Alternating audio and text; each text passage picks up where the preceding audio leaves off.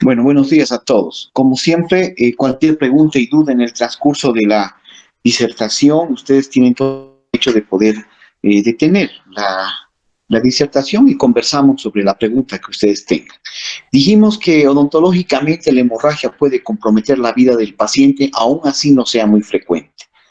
Puede ser que un paciente pueda llegar a perder una gran cantidad de sangre y tenga que tener algún problema como un shock hipovolémico, ¿no? Un choque hipovolémico cuando realmente el volumen sanguíneo ha disminuido mucho, ¿no? Eso puede suceder, pero hay muchos factores para que eso suceda. Lo dijimos, ¿no ve? Una mala historia clínica, no haber tomado en cuenta ya una historia de sangrado en otro tipo de circunstancias del paciente, no haber averiguado si toma algún tipo de medicación, como algún medicamento cumarínico que hablamos, anticoagulantes, ¿no? Entonces todo eso puede haber ocasionado, o tal vez haber hecho una mala evaluación clínica, ¿no? Donde tengamos que haber cortado tal vez algún vaso sanguíneo importante, especialmente cuando el odontólogo realiza una iatrogenia, una mala praxis, ¿no? Muchas veces he visto yo personalmente en algunos odontólogos que no saben agarrar ni los elevadores, ¿no? No, hay que realmente tratar siempre de estar muy atento en las explicaciones que les dan sus docentes, ¿no? Especialmente en las prácticas, ¿no? Donde uno necesita nuestra materia, nuestra carrera, es muy manual. He visto resbalones, ¿no? De elevadores, que dónde se habrá entrado el elevador. No sé si entienden el término elevador, creo que hablé la anterior semana. Es un instrumento que nos sirve para retirar las raíces de los dientes, ¿no? Es muy fácil extraer un diente que tenga corona, pero no es lo mismo extraer un diente que no tenga corona. O con el momento de que estás realizando la extracción o la luxación de la pieza dentaria se te rompa dentro del hueso una raíz. Ahí comienzan los problemas del odontólogo, ¿no? Si sabe manejarlo bien, tiene toda la preparación para poder extraerlo, dijimos, ¿no? Una alveoloctomía, una osteotomía, puede hacer, pero si no tiene esa formación, no lo va a sacar la raíz. Especialmente cuando la raíz es curva y es delgadita, es pequeña, esas raíces no son fáciles de sacar. Y peor si están en un hueso compacto, ¿no? Entonces ahí puede provocarse un resbalón del elevador, ¿no? Eso hay que tener cuidado. Y tener siempre los elementos necesarios para poder evitar que el paciente sangre. Y lo dijimos, lo más fácil, la compresión. La compresión y tal vez el hemostático universal que utilizamos todos los días hasta en la casa, que es el agua oxigenada. Si eso no sucediera, si hubiera mayor sangrado, tenemos otras cosas que podemos realizar. Entonces, mucho cuidado para que no se nos presente este problema de la hemorragia a nivel de la cavidad bucal después de una simple extracción puede suceder. Muy bien, entonces después de haber hablado todo esto, nos vamos a otro de los grandes síntomas, que es el dolor. Ya dijimos que es el principal factor por el cual el odontólogo, diré, el paciente recurrirá a la consulta odontológica. Hemos hablado ya en un momento determinado las fases del dolor, ¿no? Fases dolorosas. Sabemos cuáles son las características y también sabemos que es una sensación subjetiva, ¿no? Es un proceso físico, fisiopatológico, que acompaña de una lesión tisular, pues de algún daño tisular que está sucediendo. Es una advertencia que algo está pasando en el organismo, ¿no ve? Especialmente en la área nuestra de trabajo, la área estomatológica. Entonces, diariamente recibiremos pacientes con dolor o diariamente tendremos que enfrentarnos al dolor para poder abolirlo, para tratar de calmar el dolor, ¿no? Es constante aquello, ¿no? Entonces, dijimos que el dolor es diferente de uno a otra persona, ¿no? No voy a sentir el mismo dolor de ustedes o ustedes del mío, no, es diferente, ¿no? Hay personas que tienen un umbral del dolor muy alto y otros muy bajo. Eso vamos a hablar más ratito, el umbral del dolor, ¿no? Como les había comentado, hay pacientes que he tenido que realmente aguantan bastante el dolor. Y hay otros que realmente vienen con ya la predisposición, no sé qué decir, la predisposición tal vez, o que vienen con diciendo que todo les va a doler, ¿no? Entonces eso nos confunde también. El umbral del dolor, por ejemplo, nos indica de que la odontalgia, ¿no? El dolor dental está en 7.9 de umbral del dolor, sabiendo que el dolor más fuerte es el parto. Entonces, el dolor es una sensación muy elevada a nivel de los dientes, ¿no? A nivel de la cavidad bucal. Y tenemos varios tipos de problemas dolorosos. Tenemos que saber interpretar el dolor. Tenemos que saber interpretar muy bien el dolor para que nos podamos ubicar. Realizar, como siempre, las preguntas pertinentes y apropiadas a nuestro paciente. Primeramente, tenemos que localizar dónde está el dolor, lo que a veces no resulta fácil porque en odontología el dolor referido, el dolor irradiado, el dolor profundo, el dolor sordo nos confunde el diagnóstico, pero tenemos que tratar de localizar. Después ver que el dolor puede irradiarse, como dijimos, ¿no? A zonas vecinas. Eso más tenemos que tener mucho cuidado, el dolor que se va a irradiar a zonas vecinas. No se olvide. Después hay que saber interpretar la duración. Puede durar unos minutos, horas, o puede ser constante también el dolor. Puede ser, ¿no ves? Eso puede suceder. Muchos pacientes nos dicen, doctor, tengo una punzadita así, dolor lancinante, fuerte, que me hace sentar y desaparece. Entonces nos va a indicar seguramente un problema.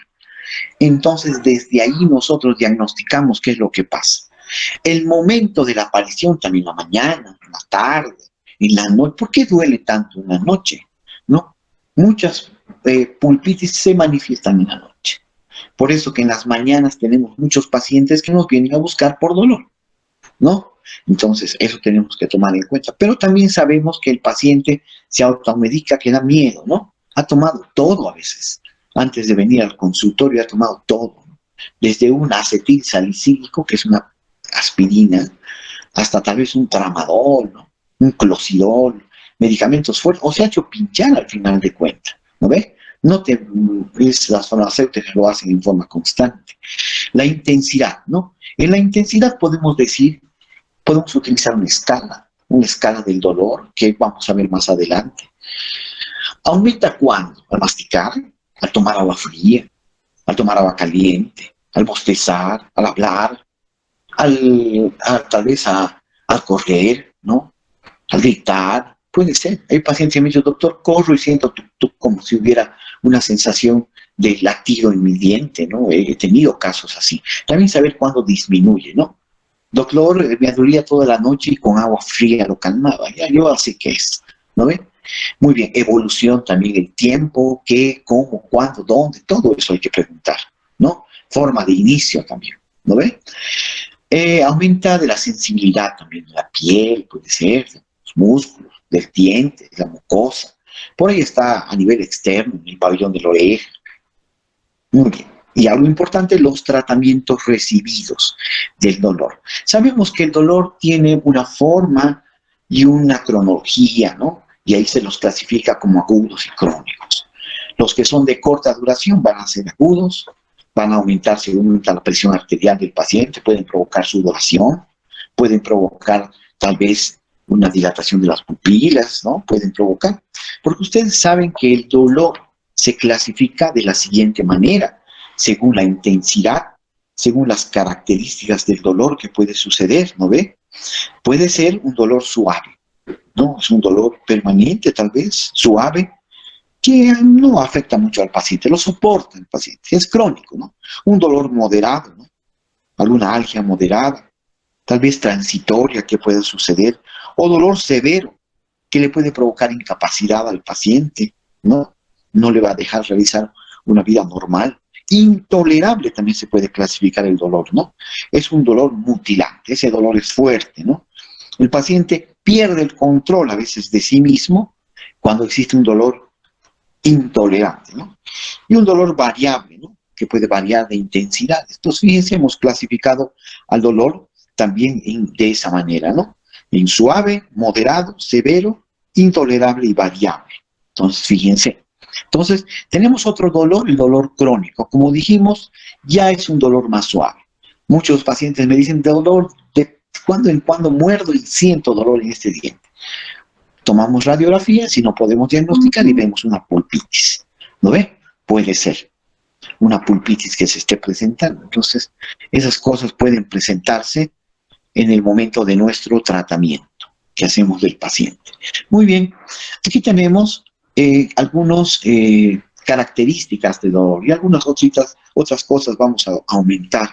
Un dolor lancinante, ¿no? Como si se clavara algo. Ese dolor hay en odontología, ¿no? Hay en odontología. Un dolor tal vez quemante, urente, que quema, ¿no? Este dolor se puede presentar en una neuralgia llamada neuralgia del trigémino y neuralgia creo que también el glosofaringeo. Pero al que más nos enfrentamos los odontólogos es a la neuralgia del trigémino. Dolor constructivo, opresivo, que aprieta, ¿no? Ese dolor también puede suceder, transficiente, que atraviesa de lado a lado, sordo, que es de intensidad, una intensidad diferente, provoca molestias, prolongado, fulgurante, ¿no? Un dolor instantáneo, también presente en la neuralgia del trigémino, desgarrante, sensación de que algo se rompe, terebrante, como un taladro, y un dolor que mucho se ve en odontología, se llama el dolor pulsátil, ¿no? Ese dolor que acompaña a las pulpitis. Nos viene a decir el paciente, con cada latido cardíaco yo siento el dolor, ¿no? Irruptivo, también un dolor de corta duración, intermitente. Dolor incidental, ¿no? Un dolor que se incrementa con algún esfuerzo físico. Puede suceder, ¿no ve? Un dolor basal, continuo, ¿no? Referido. No se olviden que hemos hablado del dolor referido bastantes veces cuando hemos hecho la palpación de los músculos. Y hemos dicho que ese dolor se va a otros sectores, ¿no? A otras estructuras, pudiendo ser más superficiales o más profundas. Puede ser que una zona de palpación de algún músculo, de su inserción, provoque dolores a otras zonas, ¿no? Los dolores irradiados son también comunes. Un dolor después de una extracción de un tercer molar puede llegar a doler la cabeza al paciente, la articulación, la garganta, ¿no? Un dolor de una pulpitis de un diente inferior, ¿no? De un diente superior, por ahí puede provocar dolores a nivel hasta de las fosas nasales, ¿no? Dolores a nivel del piso de boca. Es por eso que el dolor dental se irradia bastante y a veces nos confunde, ¿no ve? Ya les he dicho que hay pacientes que vienen y nos dicen, nos duele todo, no sabemos cuál es. Pero ¿qué pasó? No sabemos. Pero debe ser el que está tapado, digamos, de ese cuadrante o de ese sectante, ¿no? Pero a veces están tapados varios, ¿no? Obturado. Doctor, este diente está obturado, está tapado y no sabemos cuál es el dolor. Entonces se irradia de esa manera el dolor. Nosotros podemos utilizar una escala, porque no podemos ver cómo le duele al paciente. Yo no puedo saber, puedo ver las facies, pero no puedo saber cuánto le duele. Existen estas escalas que se utilizan generalmente, la escala visual numérica, escala visual categórica, escala visual analógica, ¿no? Generalmente utilizamos cuánto te duele del 1 al 10, ¿no? Eso es lo que decimos al paciente. Es lo mejor para que él nos diga un tipo de dolor que esté sintiendo. Como dijimos, algunos seguramente van a magnificar su dolor y algunos tal vez tolerar un poquito más el dolor, ¿no? Entonces vamos a ver pues en nuestros pacientes cuál va a ser esta sensación, ¿no? Que le está provocando al paciente. Hay algunos tipos de dolores que son irradiados, como dijimos, otros que son continuos, otros que son pulsátiles también. Hasta hay sensación de hormigueo, ¿no? Dolor de hormigueo. Muchos pacientes dicen como algo me rascara en el diente, ¿no? Quemante, también ya hemos hablado de aquello. Entonces, todos esos tipos de dolor pudiera presentarse. Muy bien, entonces, vamos. Fisiopatológicamente, el dolor se clasifica en nociceptivo y neuropático. Sabemos nosotros, ustedes ya han llevado esta materia, pues poco vamos a hablar al respecto. Simplemente nosotros tenemos que adecuarnos a la parte clínica del dolor, ¿no ve? Porque el nuestro es un diagnóstico. Entonces, generalmente el nociceptivo es causado por un daño tisular, ¿no?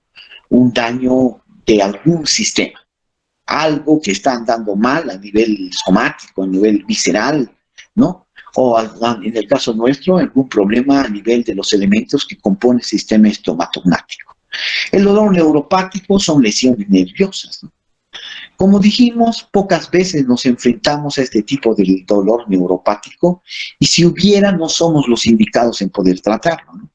Hay especialistas que se dedican a poder curar este tipo de dolor neuropático. Es una lesión nerviosa, con sus palabras. Lo que más he podido encontrar yo como este dolor neuropático, hemos dicho que son las neuralgias del trigémino. Según la procedencia del dolor, se distingue un dolor somático, es un dolor, por ejemplo, de una pupitis, algún hematoma por ahí, ¿no? Y el dolor visceral, que se produce en órganos internos. Lo más interno que podemos ver es piso de boca, senos, maxilares, glándulas salivales, tal vez como dolores viscerales, como dolores profundos. No se olviden que el piso de la boca lo hemos llamado como la parte visceral de la parte estomatológica, ¿no ve? Entonces ahí hay muchos elementos, muchos músculos, tal vez ahí, pero después un paciente con dolor de estómago, con dolor de pecho, no va a venir al consultorio, no tendría por qué, nosotros no somos los indicados en poder tratar aquello. Muy bien, MACAP no lo divide en superficial, que lo utilizamos, en profundo, que también lo utilizamos, que dijimos, pero simplemente no son en espacios muy grandes, como el piso de boca que dijimos, ¿no? El dolor referido, ¿no? Es un dolor profundo que se disemina a distancia, tal vez ahí, ¿no? Otros también los clasifican como dolor central, dolor periférico, ¿no? De vías central, de vías del centro sensitivos, y periférico parecido al dolor somático, ¿no? Que es el que lo podemos nosotros tratar. Muy bien. En odontología también podemos determinar la cronicidad del dolor, ¿no? Eso es importante. El área afectada. Es muy importante también la personalidad del paciente, ¿no? Eso es muy, muy importante. Por ejemplo, en niños, al niño le duele todo, aunque hay niños muy valientes también, ¿no? Yo he tenido pacientes niños, excelentes pacientes. Han podido abrir su boca, yo he podido hacer todo el trabajo que debo hacer, pero también he tenido niños que realmente, como creo que les he comentado a ustedes, no podemos hacer nada, ¿no? No colabora nada, ¿no? Hay que rogarle, ¿no? Hay que pedir, hay que hacer de todo para que el paciente pueda ayudarnos. Es por eso que sí hay especialistas, los odontopediatras, a los cuales los derivamos a estos pacientitos, ¿no? He tenido pacientitos que vienen a llorar ahí al sillón dental, se abrazan por ahí de la bracera, o por ahí se abrazan del foco, del pilar del foco, algo así, ¿no? Y no te ayuda. He derivado también muchos pacientitos a los odontopediatras, pero también he tenido casos que me los han vuelto a mandar, ¿no? Me los han vuelto a mandar porque ellos mismos no han podido tratar a estos pacientes. Mucho hace la personalidad, ¿no? Que sea hijo único, que sea muy mimado, tantas cosas que puede ser la causa. Pero es difícil para nosotros, a veces perdemos mucho tiempo rogándole al paciente que nos pueda ayudar en una intervención. Y a veces nos viene con una pulpitis, ¿no? No, es grave, ¿no? He tenido casos, está el diente con una pulpitis y no quiere abrir ni siquiera la boca el paciente. En ese momento es difícil realmente, es por eso que la personalidad hace mucho, mucho, ¿no? El odontopediatra tiene todos los conocimientos, generalmente para poder utilizar toda la psicología de vida para poder tratar a los niñitos, ¿no? Entonces los derivamos por eso. Pero como les decía, a veces ni con eso, ¿no? No va. Ahora ustedes me van a decir, pero doctor, hay la posibilidad de hacer dormir al paciente, hacer, digamos, un tipo de analgesia con óxido nitroso. Hay varios, ¿no? Generalmente se utiliza mucho, no diré que se utiliza mucho, se utiliza poder hacer dormir al paciente, una anestesia, una sedación, pero seguramente siempre tiene sus riesgos y últimamente creo que todo esto es intrahospitalario, ya no es en consultorio, ¿no? Entonces esas cositas, y algunos pacientes tampoco quieren, sus papás no quieren, ¿no? Muy bien, el dolor en odontología podemos clasificarlo como glossodinia, dolor de la lengua. Sabemos que esta lengua, por ejemplo, se presenta mucho, es un estado de, creo que falta de vitaminas, ¿no? De los pacientes. Se llama lengua geográfica. Es una lengua muy feíta, ¿no? Una lengua que le duele al paciente, que le arde al paciente, ¿no? Oligodimia, dolor generalmente de las encías, ¿no? Ese dolor que se provoca. He visto que se presenta en una enfermedad que se llama el GUNA, ¿no ve? El GUN, gingivitis úlcero-necrotizante aguda. La odontalgia, ¿no? Es el dolor constante que recibimos casi todo el tiempo, ¿no? El paciente va a venir por dolor al consultorio. Odinofagia, dificultad al tragar. ¿Qué va a poder tragar el paciente si nos viene así? ¿Qué son estos? Una laringitis, una faringitis posiblemente, que se presenta por esto se llama una amigdalitis, amígdalas son inflamadas, ¿no? Amígdalas son inflamadas, perdón. Una amigdalitis puntácea se llama, ¿no? Es común que se presente esto y se llama puntácea por unos puntitos de pus ahí. Entonces el paciente tiene difícil. Me vienen pacientes así al consultorio y yo no suspendo la consulta, ¿no? Suspendemos la consulta porque dijimos que el aire que utilizamos nosotros en las turbinas es frío, ¿no? Le vamos a causar más problemas al paciente.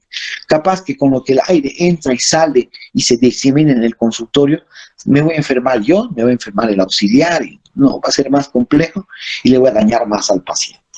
A veces le causa mayores problemas. Y la estomatolinia, que se la clasifica como un dolor de las mucosas. No se olviden que tenemos un capítulo nosotros, que es el capítulo número 7 o 6, en la cual hemos hecho la evaluación solo de las mucosas que cubren la cavidad bucal. No solamente de la mucosa interna de la boca, sino de la mucosa peribucal. Entonces, fíjense, eso es lo importante, de algunos términos que están en los libros que se utilizan para interpretar el dolor. Muy bien, sensibilidad dolorosa, estesia. Sensibilidad de dolor exagerado, hiperestesia, ¿no? Sensibilidad de dolor abolida, hipoestesia o anestesia. Nosotros utilizamos bastante estos términos, especialmente la hiperestesia, por ejemplo, ¿no? Muchos pacientes vienen al consultorio y dicen, doctor, tomografía, tengo dolor en mis dientes. Ah, tiene una hiperestesia dental, ¿no? Una sensibilidad dental, le decimos. Aunque el término hiperestesia está un poco errado porque no es un dolor que el paciente lo incomode al máximo, ¿no? Es más que todo una sensibilidad de cuello libre, dijimos, ¿no? Muy bien, tenemos ya algunos términos que ya hemos aprendido, como hiperemia. Hemos clasificado las hiperemias, arterial, venosa y mixta. Seguramente en otras materias le están complementando estos conocimientos, ¿no? Entonces no está simplemente repasando. Un dolor pulpar, ¿no? Una pulpitis serosa, infiltrativa. Generalmente es un dolor agudo, ¿no? Una pulpitis purulenta, es abscedosa. Ese dolor es fuertísimo, ¿no? Del paciente. Va a estar en su consultorio, le va a llamar, le va a venir a esperar, ¿no? Porque el paciente está incómodo. En otras palabras, es un dolor tan fuerte que no puede realizar no puede concentrarse en su trabajo y nada, ¿no? Entonces va a venir el paciente, porque está palpitando, es un dolor pulsátil, ¿no? Una pulpitis crónica, que es menos intenso, que dijimos que le duele. Una pulpitis hiperplásica, pólipo pulpar, que sé que más o menos ya me tienen que entender, espero. Pulpitis hiperplásica. Muy poco se presenta la pulpitis hiperplástica en adultos, más que todo se presenta en niños, ¿no? En niños. ¿Por qué la pulpa está expuesta, en otras palabras, y se forma como un coliflor? Y el paciente se queja, ¿no? Cada que muerde se lastima con el antagonista, ¿no? Necrosis o gangrena pulpar. No se olviden que también en ese momento puede provocarse dolor del paciente, ¿no? Y otro de los términos que lo utilizamos bastante para determinar el dolor son los dolores que se producen cuando existe lo que hemos llamado una alveolitis. ¿Se acuerdan qué es alveolitis? Alveolitis, inflamación del alveolo. Eso se presenta bastante. ¿Por qué le hemos extraído un diente al paciente y el paciente no ha hecho caso, ¿no? Se fue a jugar fútbol, ¿no? Algo así, ¿no? Ocurre. Se fue a correr, fue a alzar peso, o se lavó muy fuerte y se salió el coágulo de sangre. Se produce dos tipos de alveolitis, la alveolitis seca y la alveolitis húmeda. Ambas son muy dolorosas, ¿no? Ese dolor también es muy fuerte a nivel odontológico y se presenta. Es por eso que debemos saber nosotros dar las instrucciones postoperatorias. Cuidado, ¿no? Porque después es incómodo, ¿no? Viene el paciente con una alveolitis y ¿qué haces? Pues hay que limpiar el hueso, ¿no? Hay que curetear el hueso, hacer un curetaje. Y a veces está con tanto dolor y tan inflamado que la anestesia no le hace gran efecto, ¿no? Por la acidez que existe en la zona. Seguramente lo han repasado ustedes esto en farmacología, ¿no ve? Seguramente también van a hablar esto de cirugía, ¿no? En zonas donde hay inflamación, a veces diseminamos la infección, ¿no? Entonces ahí tal vez tenemos que tener el cuidado. Otros lugares donde se presenta el dolor, periodontitis, traumáticos tal vez, una pericoronaritis también que conocemos, ulceraciones, cortes, ¿no?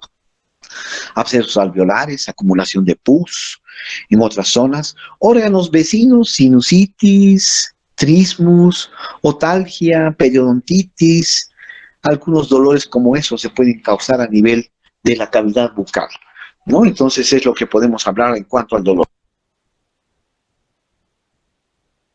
Muy bien. Entonces, eso es lo que podemos decir en cuanto al dolor. Si hay alguna pregunta de esta parte, pueden realizarla. Caso contrario, continuamos con la siguiente temática, ¿no? ¿Qué sería la cialorrea? Algo importante para nosotros es saber qué es algunos términos que nos equivocamos, ¿no? Cuánto de saliva debemos tener, qué cantidad de saliva es lo mejor, que se debe tener, ¿no? Cuáles las características de cada tipo de saliva, ¿no? Eso es importante. Dijimos que la cialorrea puede tener diferentes interpretaciones, ¿no? No es normal que el paciente tenga más saliva tampoco, ¿no? Generalmente tenemos tres glándulas principales, la parótida, la sublingual y la submaxilar, que no se olviden que las estamos palpando, la hemos palpado, ¿no ve? Las glándulas parótidas y las glándulas submaxilar, hemos hecho una palpación extrabucal, extrabucal. ¿Y dónde se palpa la glándula sublingual? Intrabucal. Esa vamos a palpar el piso de boca. Entonces hemos hablado ya al respecto. Y al mismo tiempo dijimos que en estado de normalidad no se palpa. A ver, ustedes pálpense sus glándulas, no hay nada, no hay nada, entonces está normal.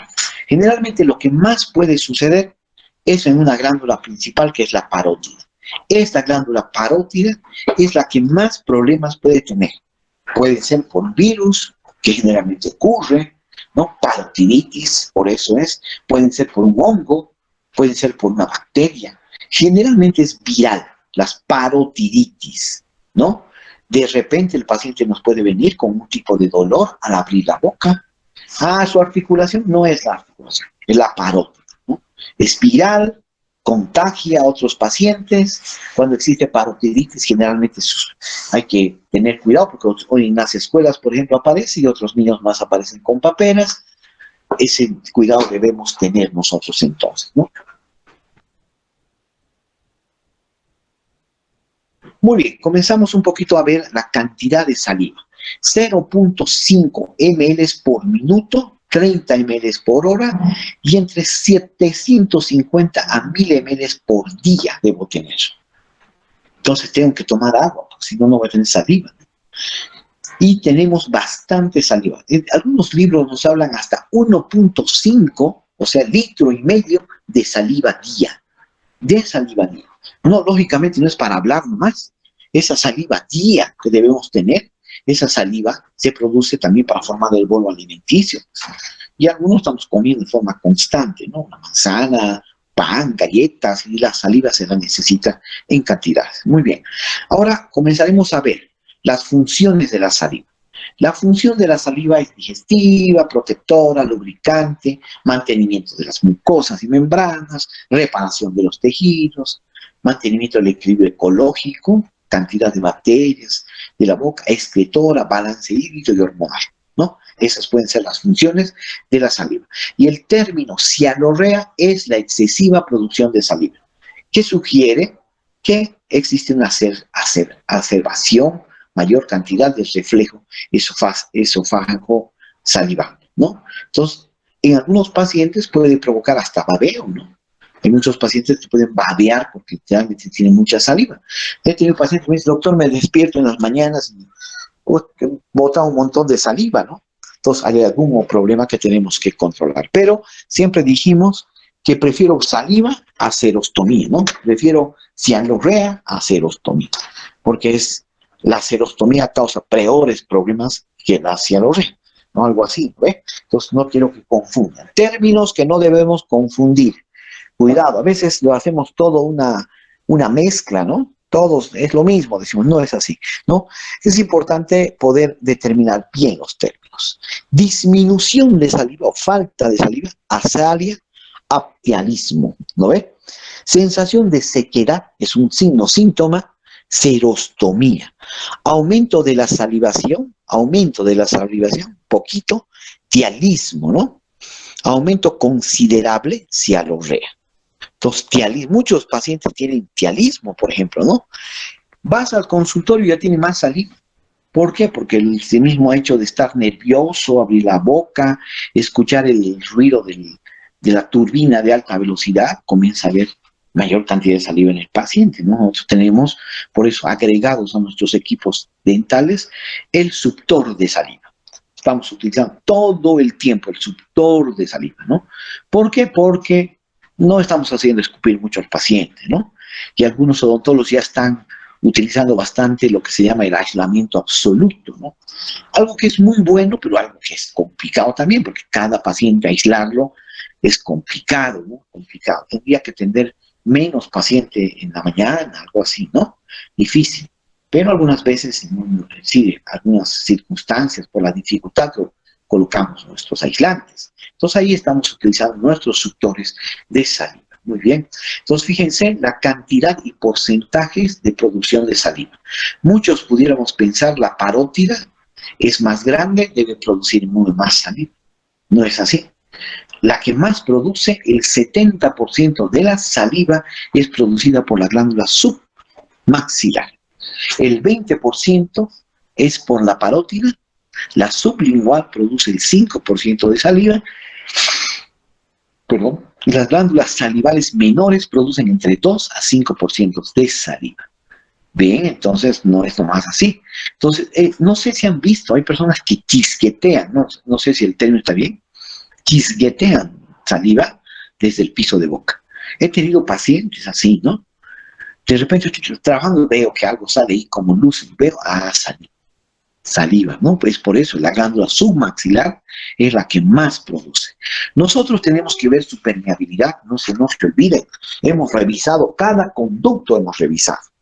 En la parte de la mucosa retrocomisural, yugal retrocomisural, nos encontramos el conducto de Ward, de Sten o Stens, ¿no? Ahorita lo vamos a estudiar. Entonces, en la parótida, sublabaxilar, Ward, ¿no? Sublingual, Bartolini y Vinus, ¿no? Y las glándulas salivales menores, que son ramilletes pequeños de saliva, que pueden ser generalmente, frecuentemente dañados por los traumatismos, ¿no? Pacientes que se acostumbran a morderse los labios, ¿no? Muchas veces, doctor, no sé qué ha pasado, y, ¿qué es mucocele? Mucocele, lo que más se produce el mucocele. ¿Qué es el mucocele? Es la fractura del conducto excretor. Puede ser fractura o puede ser de un taponamiento también, ¿no? Entonces, una fracturita, entonces tenemos que hacer una pequeña cirugía, pero en muchos de los casos solo se vuelven a su normalidad. Muy bien. Fisiológicamente podemos aumentar la producción de saliva por algunos fenómenos sensoriales, ¿no? Por el olor, ¿no? El sabor de algún alimento, ¿no? Algún picante, vamos a tener mayor saliva. Eso es un fenómeno, ¿no? Fenómeno que se produce, es un fenómeno llamado el fenómeno de Pavlov, ¿no ve? Son estados emocionales también. Están llegando al consultorio y ya tienen más saliva también, ¿no? Muy bien. Y patológicamente también hay procesos inflamatorios infecciosos que pueden provocar mayor salivación. Puede ser la macroglosia, las prótesis, ¿no? Y hay medicamentos que aumentan y disminuyen, ¿no? Acción de los medicamentos, por ejemplo, que aumentan la policarpina, acetilcolina, ioduros mercuriales, enfermedades neurológicas que aumentan la saliva también, aumento, parálisis facial, epilepsias, ¿no? Ahí, por ejemplo, conocemos nosotros, ¿no? Enfermedades neurológicas. Paciente epiléptico, por ejemplo, bota un montón de saliva. También nosotros como doctor tenemos que saber tratar a esos pacientes, por ahí en la calle se presenta algún episodio epiléptico, algo tenemos que hacer. He tenido casos, ¿no? De que el único que estaba ahí en la calle, pero estaba de blanquito, era un odontólogo y era estudiante y no sabía qué hacer con el paciente epiléptico.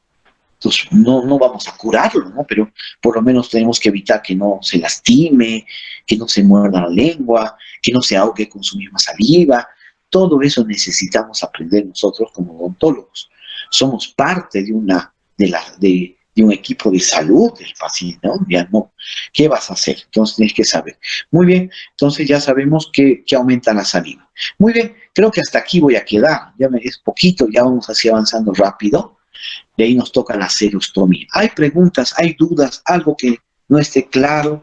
Ya hemos hablado del dolor, ya hemos hablado de la hemorragia, ya estamos en cianorrea. Vamos a ir a la serostomía, el próximo capítulo, serostomía, que es cortito también. No son largos. Todo esto va a ir rapidito. Hay preguntas, hay dudas, por favor, adelante. Adelante si hay preguntas y dudas. Caso contrario, a llamar lista. Adelante, adelante. Muy bien. Entonces, comenzamos a llamar lista. Vamos a escapar.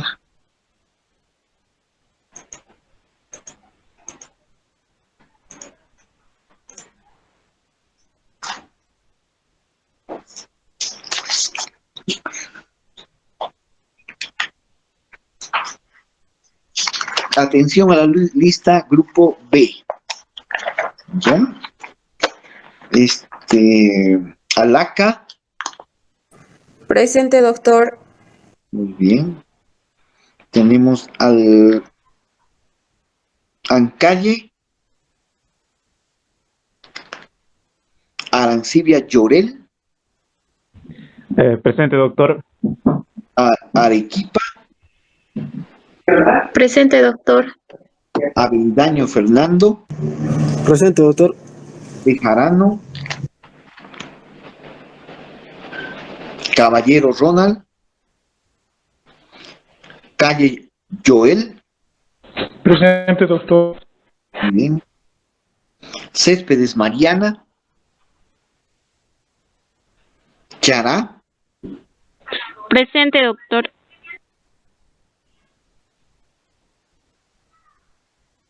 Chirari. Choque Armando. Delgadillo Carla. Domínguez Fabiana. Presente, doctor. Muy bien. Gareca Pamela. Presente, doctor. Guarita. Presente, doctor. Muy bien. Irala Ruth. Presente, doctor. Irala. Iraola Gabriel. Presente, doctor Iraola. Muy bien. La Madrid. Loredo. Loredo presente, doctor. Muy bien. Mamani Jairo. Presente, doctor. Muy bien. Mamani Weimar. Presente, doctor. ¿Ya? Moscoso Michelle. Presente, doctor. Padilla Orlando. Rojas Alexander. Presente, doctor. Muy bien. Salazar